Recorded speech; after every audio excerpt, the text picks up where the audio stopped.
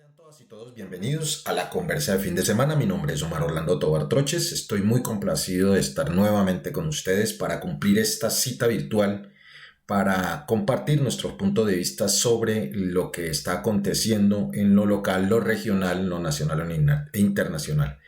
Para el día de hoy vamos a centrarnos un poquitico en esta media horita en la actualidad nacional, que ha estado bastante movida. Sean todos bienvenidos a esta conversa del fin de semana. Ya arrancamos.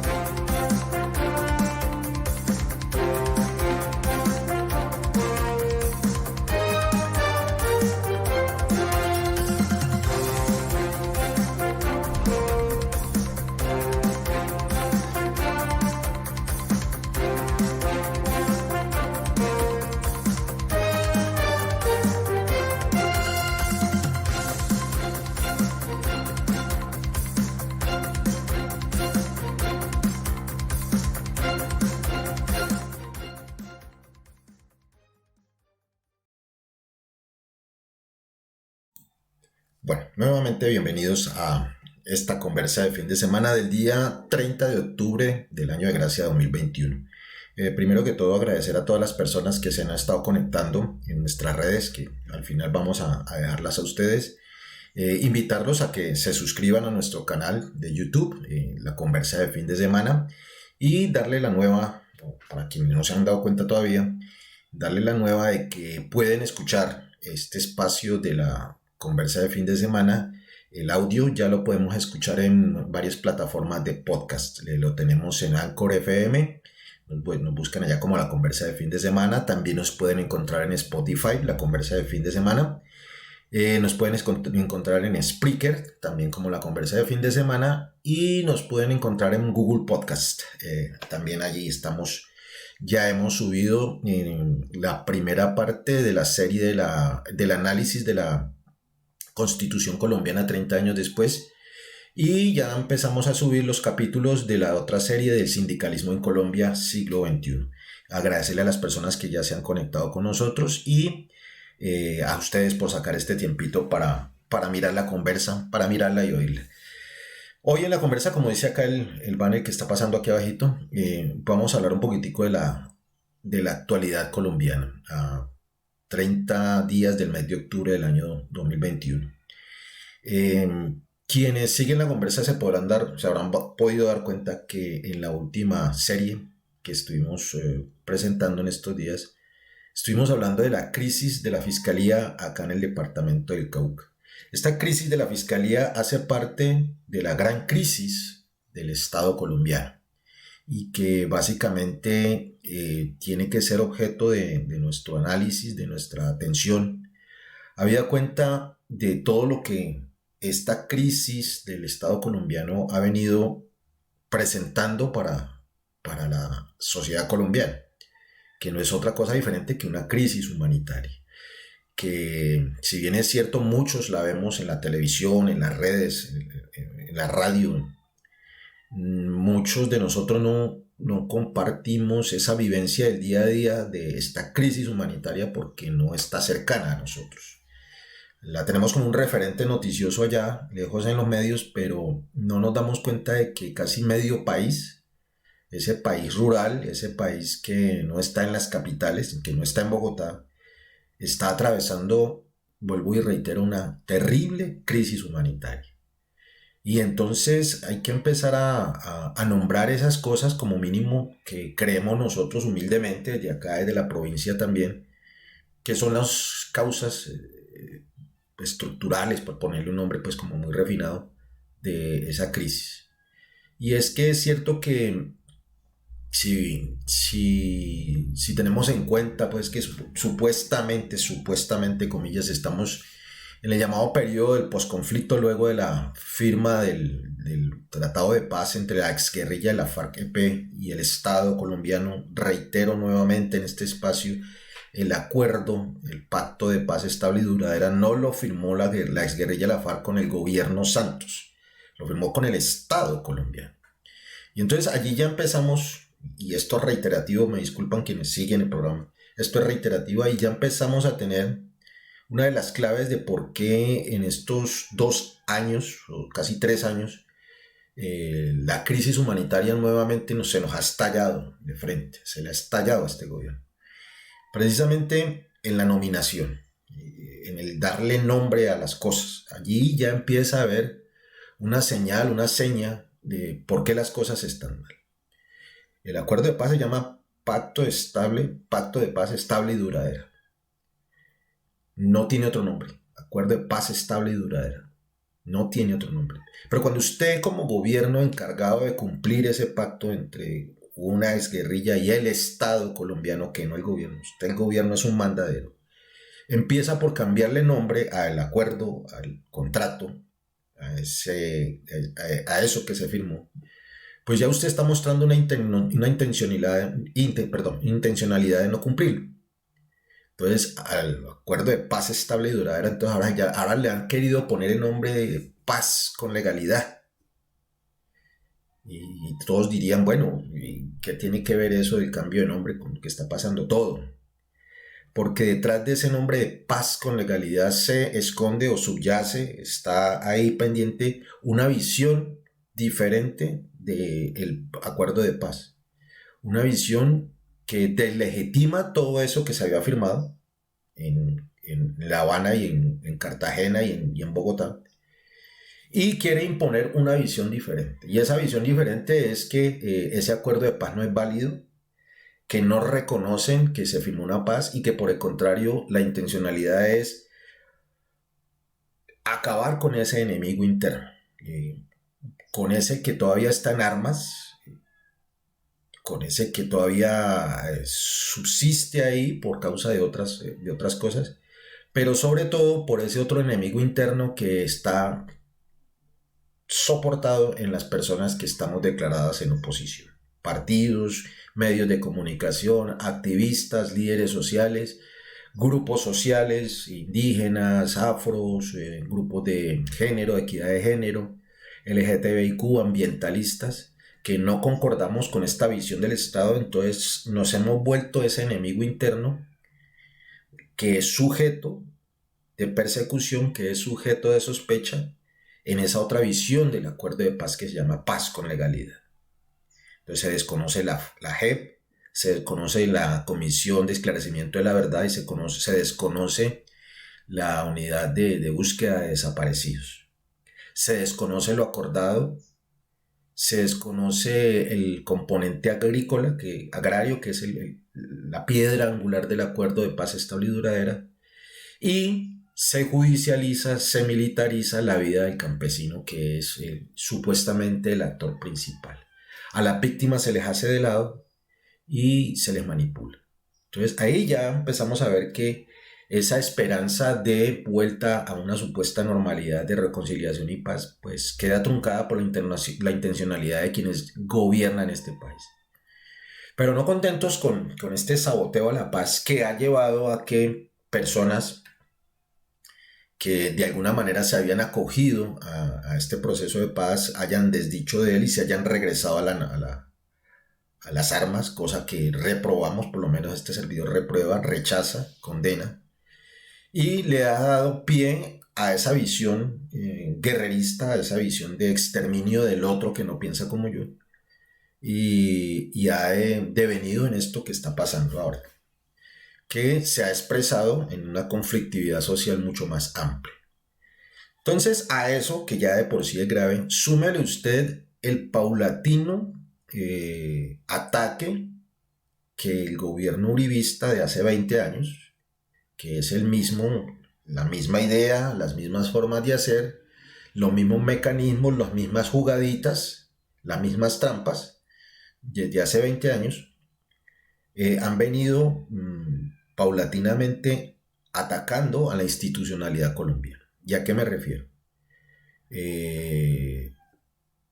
Este gobierno en particular, el del señor Duque, ya le echó mano a todos los entes de control. Y eso es grave, porque sin querer quererlo, y hasta ahora los medios no lo han dicho, los políticos tampoco lo han dicho, estamos siendo víctimas, la sociedad colombiana, de un estado de sitio institucionalizado. Cuando el Ejecutivo se le echa mano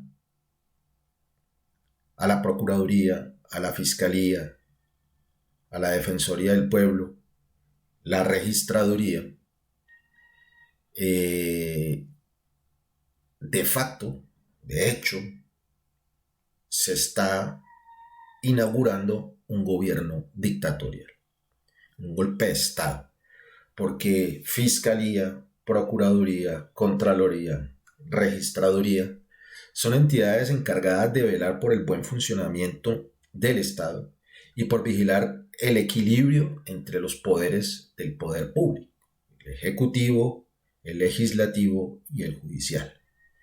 Pero cuando estas entidades de control están del lado, de uno de los lados, es decir, del lado de uno de los poderes, en este caso el ejecutivo, hay un desbalance. Ese desbalance está ocasionando que esta situación de crisis humanitaria, esta situación de guerra que estamos padeciendo en muchos sectores del territorio nacional, se agrave todos los días y pareciera ser que no tuviera una solución. Entonces, cuando nosotros por allí nos sentamos a averiguar o tratar de adivinar qué es lo que está pasando en Colombia, una de las respuestas humildemente creemos que es ese desbarajuste en la institucionalidad. Los entes de control pegados del Ejecutivo, desbalanceando el equilibrio de las fuerzas, y para acabar de rematar, un legislativo que es el otro poder, cooptado en su mayoría por las fuerzas aliadas al uribismo. Entonces tenemos entes de control del lado del Ejecutivo, el Ejecutivo mandando y el Ejecutivo controlando dos de los tres poderes, dos de las tres ramas del poder público en Colombia: Ejecutivo, Legislativo y las entidades de control. Imaginen ustedes. Entonces, si a eso no se le puede llamar dictadura, entonces explíquenme ustedes a qué otra cosa se le podría llamar. Nos ponen a mirar para el otro lado, allá, Venezuela, y entonces allá sí es dictadura. Eso mismo que estoy narrando acá, se narra allá, más allá de las fronteras.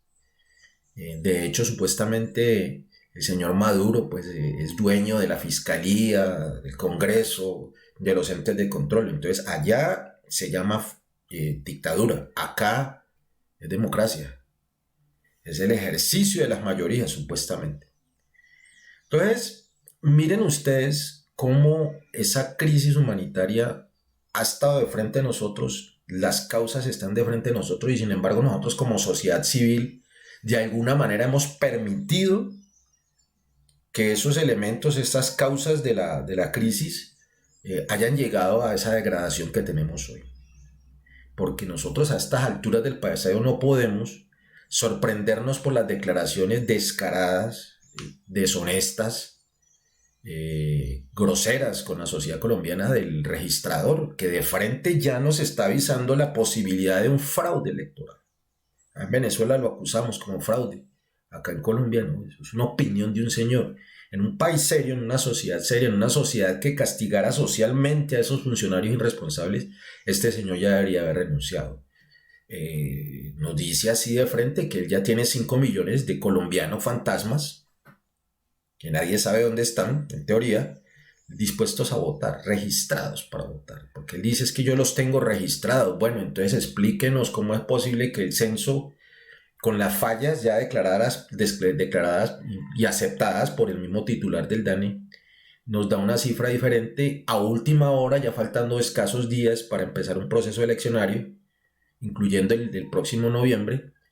Viene el señor registrador con un pasado de proximidades al uribismo a decirnos que de ahí abajo del sombrero, debajo de la gorra, debajo de la manga, los que tienen manga, se saca 5 millones de personas más y que esas personas, como están registradas, como son ciudadanas, son susceptibles de votar. Miren ustedes cómo son de descarados.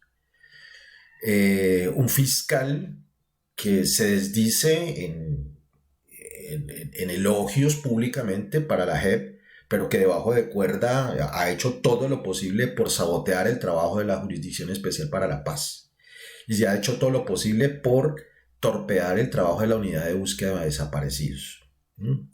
Una señora procuradora que, frente a todo este espectáculo grotesco, grosero, de corrupción protagonizada por amigos de este gobierno y por amigos del uribismo, no ha dicho nada, y por el contrario, lo primero que hizo inaugurando su periodo la señora Cabello fue lavarse las manos y dejar que los señores de Reficar se lavaran las manos, en uno de los hechos más bochornosos de corrupción.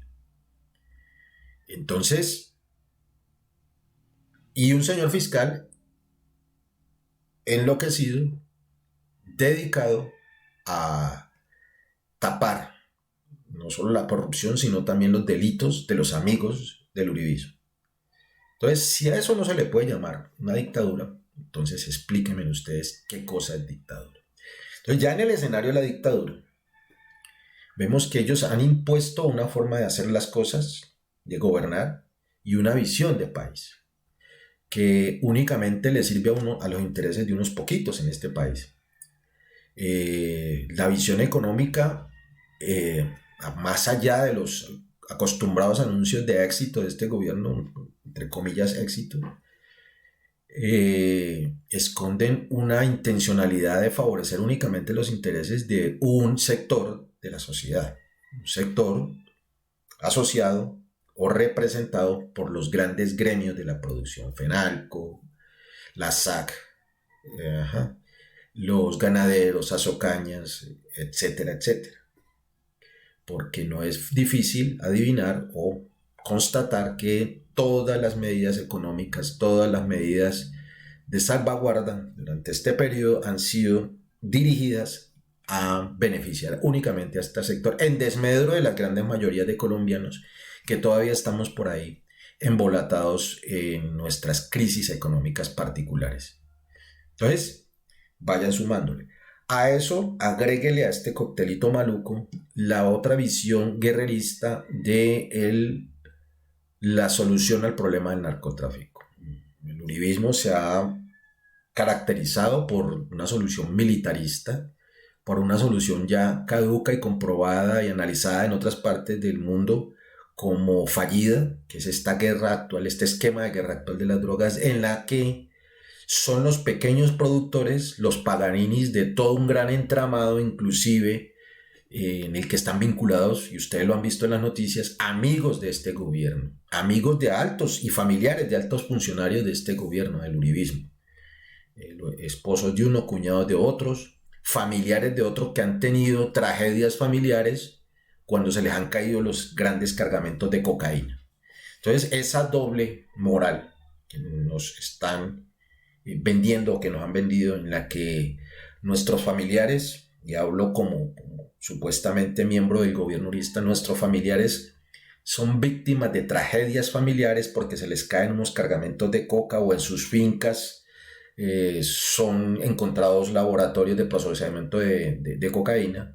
Esas son tragedias familiares para mí, que estoy en el poder, pero para el pequeño campesino que ha encontrado en el cultivo de la hoja de coca o de la marihuana con destinación ilícita la única forma de sobrevivir, de llevar el bocado a su comida, entonces ese pequeño campesino o esas pequeñas asociaciones de campesinos, esos sí son delincuentes. Los familiares de vicepresidentas, de ministros, de embajadores son tragedias familiares. Ese campesino cocalero es un delincuente. Entonces, en ese esquema en el que al pequeño delincuente se le judicializa, se le militariza, se le persigue, en tanto que al embajador, al primo o al familiar o el cuñado del ministro, del vicepresidente, se le premia exculpándolo, genera conflictividades. Y eso es lo que está pasando en muchas partes de este país, en el Catatumbo y aquí en el Cauca. Uno entiende el campesino que se le persiga, que se le amenace nuevamente con el glifosato ya señalado como causante de envenenamiento de la naturaleza y de los seres humanos, se le amenace con el glifosato, se le amenace con la intervención militar, en tanto que los amigos del gobierno son premiados con embajadas o con ministerios. Entonces, a eso súmele el de por sí ya complicado escenario de la ilegalidad, que es la única salida que ha encontrado un buen sector de la sociedad colombiana para resolver sus problemas económicos. Amparado pues también en esa otra contracultura traqueta que se nos ha impuesto como modus vivendi aquí a los colombianos desde hace unos 30 o 40 años y que estos gobiernos se han encargado de enaltecer con sus constantes ejemplos. Hablábamos de los señores que se les caen los cargamentos de cocaína en las bases de la Policía Nacional de este país, a los familiares de vicepresidentas, cancilleres que también son agarrados narcotraficando más allá de la frontera, y familiares y ex embajadores en cuyas fincas se encuentran laboratorios de coca. Entonces, esa cultura traqueta, esa cultura que se esconde detrás de la gente de bien que sale a dispararle a los protestantes, es el ejemplo que tiene la sociedad del colombiano de común y que dice que si estos señores allá lo pueden hacer, ¿por qué nosotros no? Para resolver esa pobreza estructural que desde hace más de 200 años padece las grandes mayorías de este país. Ese cóctel de golpe de Estado institucional, de pequeña dictadura democrática, de mal ejemplo de la clase política con su corruptela y con su delincuencia en los puestos del gobierno, la deslegitimación de un proceso de paz, la imposición de la estrategia de volver trizas el acuerdo de paz y la implementación de frente de la narcodemocracia en este país da como resultado eso que estamos viviendo nosotros día a día en este país, que es un país catalogado últimamente como uno de los más inequitativos del mundo y el segundo más inequitativo de Latinoamérica, únicamente después de Haití, siguiéndole los pasos a Venezuela. Esa Venezuela, la que se nos amenaza que nos volveremos si votamos por alguien diferente al uribismo. Pues ya estamos allá, en el gobierno de Uribe. Entonces, la situación es grave. Para finalizar ya esta conversa del día de hoy, que hoy era pequeñita, la invitación es para que no traguemos entrero. Miremos, y esto ha sido un repasito nomás hacia grandes rasgos de la actualidad colombiana. Una desinstitucionalización de nuestro Estado, todo cooptado por el uribismo. El imperio de una contracultura traqueta desde hace más de 40 años. El ataque leve al acuerdo de paz y el tratamiento de guerra a un problema que es de salud pública y es un problema agrario como el del narcotráfico. Y no se le ven soluciones. En el que queda este gobierno no se le ven soluciones. Por el contrario, estamos viendo que todos los días están haciendo todo lo posible por mantenerse en el gobierno. Ya lo vieron ustedes con la aprobación del desmonte de la ley de garantías. Ahora los amigos alcaldes agremiados en ese esperpento que se llama Fede Municipio, Fede Capitales, Asocapitales y Asociación de Juntas Comunal Nacional, que no han servido sino para seguir replicando esta tragedia de la corruptela y clientelismo. Ya saben ustedes que un director de Fede Municipios, el de Asocapitales, el de Fede Departamentos son personajes señalados, investigados por malos manejos, pero sin embargo siguen ahí, elegidos por muchos alcaldes y alcaldesas, amigos de este gobierno. Entonces ellos están contentos porque pueden reelegir a sus padrinos políticos, ya les liberaron las manos. Entonces, ¿y eso a qué conlleva? Que si no nos ponemos pilas, si no prestamos atención y seguimos con los brazos cruzados diciendo que nosotros somos apolíticos o que la política no nos interesa, vamos a seguir siendo cómplices, no solamente testigos, sino cómplices de esta tragedia humanitaria. Vamos a seguir siendo cómplices, cohonestando con las masacres, con los asesinatos y con esa crisis del agro, esa crisis humanitaria de gente desplazada. ¿Por qué? Porque estamos permitiendo que estos señores, estos delincuentes, estos corruptos, sigan dirigiendo al país, si lo volvemos a elegir, claro. Pero miren ustedes la responsabilidad que tenemos. Próximo año, ni siquiera el próximo año. Una pequeña muestra va a ser ahorita, finalizando este año, cuando legamos los consejos municipales de juventudes, en donde ya estos señores de la corruptela, de los que votaron por el desmonte de la ley de garantías y quienes intentaron sembrar de impunidad a la fiscalía, a la procuraduría y a altos cargos, altos funcionarios del Estado, pasándolos de la jurisdicción de la Corte Suprema de Justicia para pasarlo a la Comisión de Absoluciones de la Cámara de Representantes. Esos mismos ya metieron mano en estas elecciones de los consejos municipales de juventud. Seremos nosotros, los jóvenes sobre todo, que ahora son la mayoría y que son los que definen. Serán ustedes, jóvenes, corresponsables, cómplices de que esto siga así, o serán ustedes los héroes y heroínas capaces de cambiar la correlación de fuerzas que en este momento desfavorece a la decencia y a la honestidad. Estamos cerquita de decisiones y esperemos que no nos sigan engañando con posiciones de centro inane, con posiciones de a mí no me importa, es mejor malo conocido que bueno por conocer, o con posiciones de que es mejor que nos hagamos pasito a ver si algún día esto cambia por la obra y gracia del Altísimo, como quiera que ustedes lo llamen, Alá, Dios, Jehová o Yah. Eso no va a pasar si no somos nosotros los únicos responsables de que esto cambie. De mi parte, por hoy no los voy a asustar más, ni los voy a preocupar más. Agradeciéndole a todas las personas que se conecten. Terminando esta emisión, vamos a subir el video a nuestras redes. Nuevamente los invito a que se suscriban a nuestro canal de YouTube y a que nos sigan en nuestras redes, que ahora finalizando aquí este cuento voy a dejar en la pantalla. También recordarles que nos pueden escuchar el audio de esta y de otras conversas de fin de semana, la pueden escuchar a través de las plataformas de podcast, Anchor FM, Spotify, la aplicación de Apple, iTunes, Apple Podcast, Google Podcast y Spreaker. Ahí nos pueden encontrar los audios de la conversa en fin de semana. De mi parte no es nada más. Por favor, sigámonos lavando las manos, utilicemos bien el tapaboca, evitemos la tumultera, claro que eso ya es casi que un imposible. Y a los que no se hayan vacunado, por favor, vacúnense. Cuídense mucho, tengan un feliz fin de semana y nos vemos próximamente en la conversa de fin de semana. Pasen buen fin de semana.